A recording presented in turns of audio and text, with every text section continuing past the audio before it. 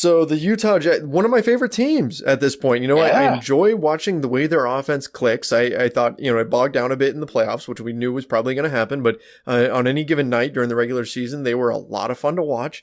And then you go and you add a couple of pieces like Mike Conley and Bojan Bogdanovic. And this is going to be a formidable team. This may be one of my favorite teams in the Western Conference at this point, given what they've added to what they already had with guys like Gobert and Joe Ingles, and then, of course, Donovan Mitchell. Yeah, absolutely. And you touched on the offense thing. One of the things that happens is they run more sets than probably any team in the league. Like their offense is very predicated on precision and running their stuff. And when it looks good, it looks really good, which is why they take a little while to get going in the regular season. But once they get clicking, it's usually right around the first of the year. And after you start hearing all those things, the Jazz are, 42-10 or, whatever it is in their last 50 games, and those kind of stats. And it is, they do look really, really good. But then in the playoffs, when you're seeing the same team 4, 5, 6, 7 times in a row, they start to get to know those sets and they can really prep for those because, when it's night to night in the regular season, you can't really game plan for people. You just kind of gotta do it, your way. But so what has ended up happening to them is things break down. It puts a lot on Donovan Mitchell because now your team shut those sets down. You're under 5 on the shot clock, and it puts it all on Mitchell to create. Now you get Conley and Bogdanovic who can help with that, and that's going to be huge for them creating there. Also, Favors is a huge loss for them because not only was he their starting power forward, he was also the backup center, but rebounding by getting Ed Davis for the room exception. I love it.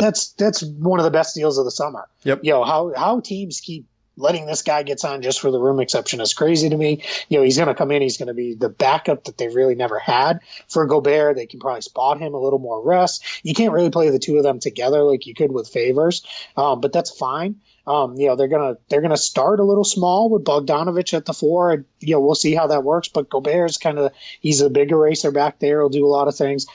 Jeff Green added as a veteran off the bench. Emmanuel Mudiay kind of guy comes in. He can back up Connolly at the point, score a little bit if needed, and then if Dante Exum continues to be injured and hurt all the time, we'll see with that. They were able to keep Royce O'Neal, who's become a key role player for them. So all around, I think the Jazz look good. And Tony Bradley, just to kind of throw it out there with a qualifier of it's only summer league, finally showing a little bit of signs of life. So maybe you've got even a little bit of something there at the center spot as well for your kind of third big. And then they've got a few roster spots left to fill. So they're all out of money. It's going to be all exceptions, but they're 19 million plus underneath the tax. So all kinds of room for them to do stuff there. And that Exum contract, if you look at it, 9.6 million.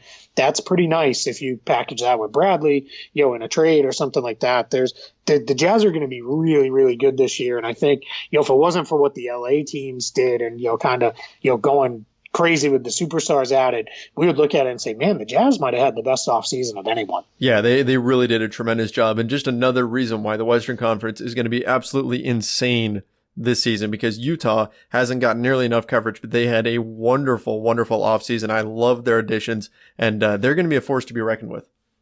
Yeah, absolutely. I think they're going to be, tough night in, night out. Again, I think another team that could maybe start a little bit slow because I think it just takes them a little while to get things humming there. But once they do, they're going to be good. And now, one of their biggest issues was in the playoffs, shot creation, and they really, got that cleaned up with the additions of Connolly and Bogdanovic. So I think, this is a team. I think their defense maybe slides back just a little bit, but I think their offensive improvement is going to more than make up for that.